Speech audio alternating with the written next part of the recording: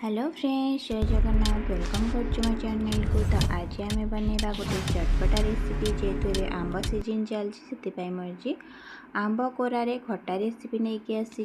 से प्रथम आम आंब को भल भाव धोईकी तार चोपा छड़ेकी एवं आम कोरी नबा। देखो आंब को कोरिक साइड रखी नबा और किसी काजू और किशमिश को रखी नबा। तो प्रथम आम कड़ाई बसई नबा। से 2 ରୁ 3 ଚାମଚ सोरिष तेल ऐड कर नबा। से सुखिला लंका ऐड कर नबा। 5 फुटण देदेबा। ये आप भृषण पत्र ऐड करिपारंती।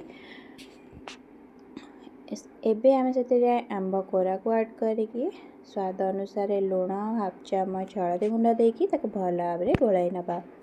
एबे से काजू किशमिश को ऐड कर नबा। 2 ରୁ 3 मिनिट पर्यंत भल भाव गोलाई सारिया परे से आम कलर ये काश्मीरी लंका गुंड प्राय हाफ चामच ऐड कर नबा। 2 ରୁ 3 मिनिट पर्यंत एमती भाजी नबा। एबे आम से चीनी देदेबा। आपण जो अनुसार मीठा दरकार कर से अनुसार चीनी ऐड करेंगे। मुझे 2 बड़ चामच चीनी ऐड कर आंब कोरा सहित भल भाव भाजी नबा। जमती चीनीटा मेल्ट कर आसो से टाइम रे आम पानी ऐड कर नबा। ये मु 1 कप पानी ऐड करिछि। एबे आम गैस रो फ्लेम को मीडियम रे रखिकी 5 ରୁ 10 मिनिट पर्यंत ताको फुटिया छाड़ देबा।